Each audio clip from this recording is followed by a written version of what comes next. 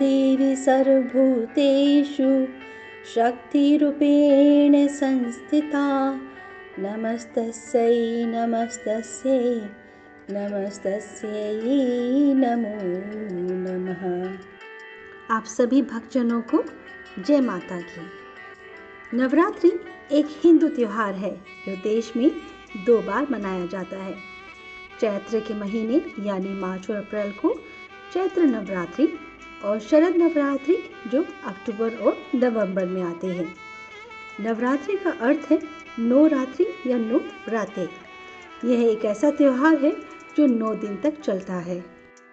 शक्ति की पूजा महापर्व नवरात्रि चैत्र शुक्ल प्रतिपदा से शुरू होती है। इसी दिन से नया विक्रम संवत भी शुरू होता है, यानी कि हिंदू नव वर्ष की शुरुआत होती है। क्या आप सब जानते हैं कि हिंदू कैलेंडर सबसे पुराना कैलेंडर माना जाता है? Do you know Hindu calendar is the oldest calendar. Hindu calendar Vikram Samvat बाकी सभी कैलेंडर से 57 साल आगे है। हिंदू धर्म में नवरात्रि का बहुत बड़ा महत्व माना जाता है। इस दौरान माता के भक्त माता को प्रसन्न करने के लिए पूरे 9 दिन उपवास रखकर उनकी पूजा करते हैं।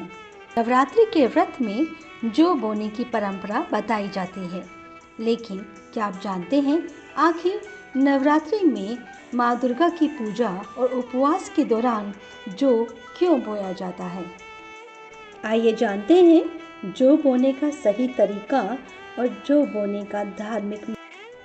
नवरात्रि में जौ बोने का धार्मिक महत्व। नवरात्रि व्रत करने वाले लोग अपने घर में मिट्टी के एक पात्र में जौ बोते हैं। मिट्टी के बर्तन में बोए जाने वाले जौ व्यक्ति को उसके भविष्य से जुड़े अहम संकेत देते हैं। धर्म ग्रंथों के अनुसार सृष्टि की शुरुआत के बाद सबसे पहली फसल जौ की हुई थी। यही वजह है कि जब कभी देवी देवताओं की पूजा की जाती है तो हवन में जौ ही चढ़ाई जाती है। नवरात्रि में बोए गए जौ के रंग से व्यक्ति के भविष्य के बारे में संकेत मिलते हैं। मान्यताओं के अनुसार अगर जौ का रंग नीचे से आधा पीला और ऊपर से आधा हरा हो तो इसका मतलब है आने वाला वर्ष आपके लिए अच्छा होगा, लेकिन वर्ष के अंत में थोड़ी परेशानी हो सकती है। लेकिन अगर व्यक्ति के जौ सफ़ेद या हरे रंग में उग रहे हैं तो यह बहुत ही शुभकारी माना जाता है। माना जाता है कि ऐसे होने से माता रानी ने आपकी पूजा स्वीकार कर ली है और आने वाला समय शुभ और खुशियों से भरा रहेगा। व्यक्ति के जौ का कोई भी रंग क्यों ना हो, अगर पूजा पूरे विश्वास और श्रद्धा से की जाए तो ईश्वर अवश्य ही प्रसन्न होते हैं। आइए जानते हैं नवरात्रि में जौ कैसे बोई जाती है। जौ बोने के लिए सबसे पहले मिट्टी के एक बड़े पात्र में थोड़ी सी साफ मिट्टी डाल दें और उसमें जौ के बीज डाल दें। अगर आप चाहते हैं कि आपके जौ अच्छे से उग जाएं, तो आप जौ को बोने से पहले थोड़ी देर के लिए पानी में भिगो दें। जौ को मिट्टी में बोने के बाद आप ऊपर से थोड़ा सा जल छिड़क दें। ध्यान रहे कि जल की मात्रा ना तो कम हो ना ही अधिक।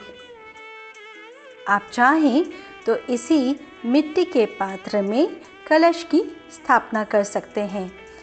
देश भर में नवरात्रि का त्यौहार पूरे हर्षोल्लास के साथ मनाया जाता है। भक्तजन नवरात्रि के 9 दिनों माँ दुर्गा की उपासना और पूजा अर्चना करते हैं। कहते हैं इन दिनों माँ दुर्गा की पूजा करने से माँ अपने भक्तों से प्रसन्न होकर उनकी मनोकामना जल्दी पूर्ण करती है। आइए जानते हैं नवरात्रि में कलश की स्थापना कैसे की जाए। देवी पुराण के अनुसार कलश को ही 9 देवियों का रूप माना जाता है। नवरात्रि की पूजा में सबसे पहले कलश की स्थापना होती है। कलश को गणेश जी का भी प्रतीक माना जाता है। जैसे किसी भी पूजा से पहले गणेश जी की पूजा होती है, उसी तरह नवरात्रि के पहले दिन कलश की स्थापना करके पूजा करना शुभ माना जाता है। नवरात्रि से एक दिन पहले आप अपने घर की व मंदिर की अच्छे से साफ सफाई कर लें।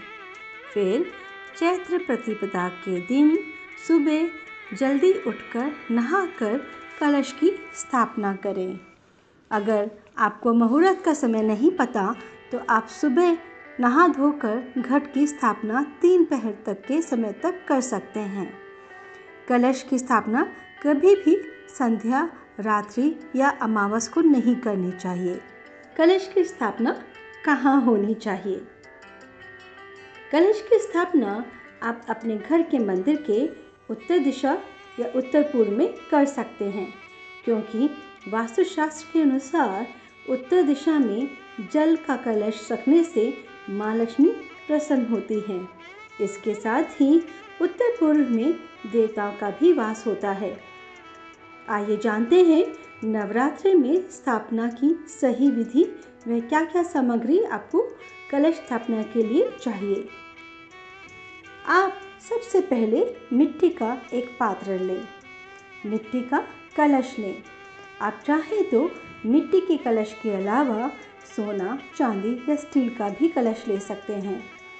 आम की या अशोक की पत्तियाँ, अक्षत, चावल, नारियल, सुपारी, लाल कपड़ा या लाल चुन्नी, दुर्वा घास, कलावा, मोली, 1 या 2 रुपये का सिक्का।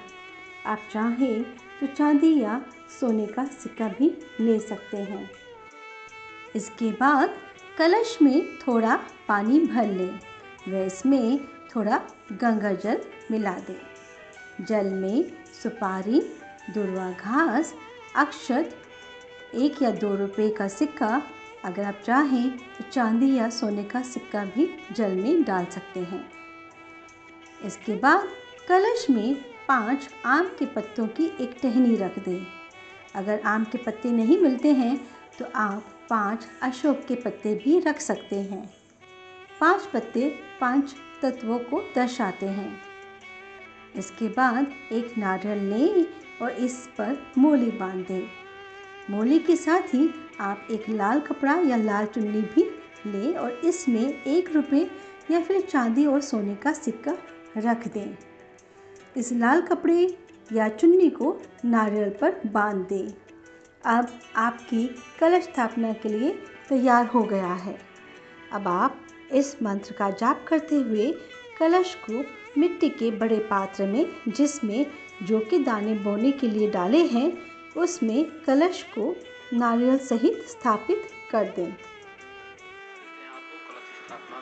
कलशस्य मुखे विष्णुः कंठे रुद्रः समाश्रितः मूले त्वस्य स्थितो ब्रह्मा मध्ये मातृगणाः स्मृताः कुक्षौ तु सागराः सर्वे सप्तदीपा वसुन्धरा ऋग्वेदोऽथ यजुर्वेदः सामवेदो ह्यथर्वणः अंगैश्च सहिताः सर्वे कलशं तु समाश्रिताः अत्र गायत्री सावित्री शान्तिः पुष्टिकरी तथा आयान्तु देव पूजार्थं दुरितक्षयकारकाः गंगे च यमुने चैव गोदावरी सरस्वती नर्मदे सिन्धु कावेरी जलेऽस्मिन् सन्निधिं कुरु सर्वे समुद्राः सरितस्तीर्थानि जलदा नदाः आयान्तु मम शान्त्यर्थं दुरितक्षयकारकाः। यदि आप मंत्र नहीं पढ़ना चाहते हैं तो श्रद्धा भाव से सभी देवी देवताओं का आह्वान करते हुए हाथ से चावल और फूल कलश पर छोड़ दें। वे प्रार्थना करें कि आपकी पूजा बिना विघ्न के संपूर्ण हुए वे आपको सभी देवी देवताओं का आशीर्वाद मिले। इसके बाद पूजा स्थल में अलग से एक चौकी पर लाल या सफ़ेद रंग का कपड़ा बिछा दें। इस पर अक्षत से अष्टदल या स्वास्तिक बनाएं। इसके बाद श्रद्धा भाव से सभी देवी देवताओं का आह्वान करते हुए फूल व अक्षत कलश पर चढ़ा दें। इस तरह से आपके नवरात्रि की कलश की स्थापना पूर्ण हुई। यदि आप मंत्र नहीं पढ़ना चाहते हैं तो आप बिना किसी मंत्र के ही गंगा, यमुना, कावेरी, गोदावरी, नर्मदा आदि पवित्र नदियों का ध्यान करें और साथ ही वरुण देवता का भी ध्यान करना चाहिए। नवरात्रि में दुर्गा पूजा के लिए कलश स्थापना करते समय पूर्ण स्वच्छता का ध्यान रखना चाहिए। सभी पूजन सामग्री शुद्ध होनी चाहिए। कलश स्थापना पूजा के उपरांत उस कलश में देवी का निवास हो जाता है, अतः उस कलश को श्रद्धा भाव से देखना चाहिए तथा उसके पास कोई भी अशुद्ध व्यक्ति या वस्तु नहीं होनी चाहिए। आशा करती हूँ आपको ये वीडियो पसंद आया होगा। प्रार्थना करती हूँ दुर्गा माँ से कि आपके और आपके परिवार की सदा रक्षा करें। आपके घर में सभी प्रकार का सुख, सौभाग्य, समृद्धि बनी रहे। जय माता दी।